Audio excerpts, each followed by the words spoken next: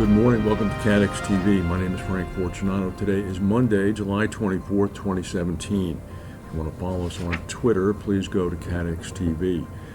Excuse me, in a bit of a blow to India's private reinsurance market, the country's first private reinsurer, ITI Re, is considering the possibility of surrendering its license due to regulatory issues in the country, including obligatory cession rules. Several of the company's executives have attacked rules requiring all Indian insurers to cede 5% of their premiums to state-backed reinsurer GIC Re.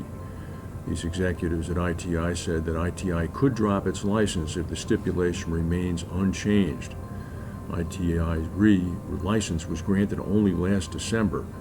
According to an owner of ITI's controlling stakeholder, Fortune Financial Services, we're willing to surrender our license if the division of obligatory cession continues to be skewed and other regulations are not suitably changed.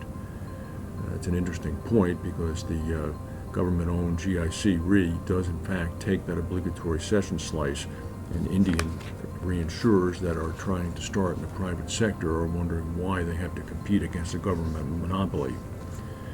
AM Best has affirmed the ratings of Bermuda domicile carrier Sirius and its main subsidiaries, despite what it called material weaker credit profile of the reinsurance parent, China Minsheng Investment Group. It's a little bit of a switcheroo.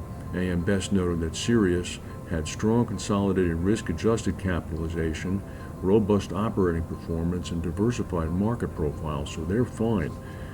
What they're concerned about is that Sirius continues to remain a highly independent entity apart from China Minsheng, where AM Best does not have any transparency into the economic and financial profile of that holding company.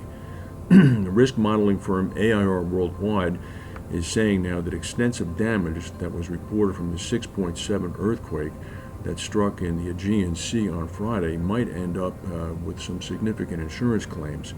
Both areas are typically awash with tourists at this time of year, which means that the prospect of business interruption claims are going to be coming in. Insurance penetration, in fact, is high in these areas, with expected tourism levels in Greece, while mandatory earthquake coverage is in force in Turkey, backed by the country's Turkish catastrophe pool. According to AIR, there was heavy flooding. Coastal towns in Turkey have reported broken water mains, gas leaks, and downed power lines, and there was footage of damaged buildings in Turkey. It may yet be that later in this week we'll begin to get some numbers on prospective claim amounts. In the United States, at least 9 people have died after being crammed into a sweltering tractor trailer found parked outside of a Walmart in San Antonio in midsummer Texas heat. It's apparently a human trafficking crime. Most of the victims were apparently from Mexico. Britain has suffered the biggest downgrade of economic growth projections by the International Monetary Fund for the world's richest nations this year, prompting the Finance Ministry of Britain to renew its call for a smooth exit from the European Union. Britain's economy now looks set to grow only by 1.7% this year, down from a forecast which the IMF made in April of 2%. According to the IMF, the ultimate impact of Brexit on the United Kingdom remains unclear. Vietnam has reportedly terminated a gas drilling expedition in a disputed area of the South China Sea following very strong threats from China. A source in the Southeast Asian oil industry has told the BBC that the company behind the drilling, Repsol of Spain, was ordered to leave the area. There was word that China actually had threatened military action. The reports have now been corroborated by Vietnamese diplomatic sources. According to the industry sources, Repsol executives were told last week by the government in Hanoi that China had threatened to attack Vietnamese bases in the Spratly Islands if the drilling continued. Appropriately, the drilling stopped.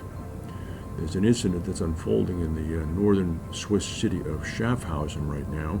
Apparently 5 people have been injured, 2 seriously, in an attack by an unidentified man. Central parts of the town on the German border have been sealed off. Rescue helicopters, police, and ambulances are on the scene. It's not known if this is a gun incident or a knifing incident. About 36,000 people live in the historic town. It's certainly very rare for Switzerland. That's the news for today. If we have any breaking news, we'll come back and tell you. Thank you for watching, and we'll see you tomorrow.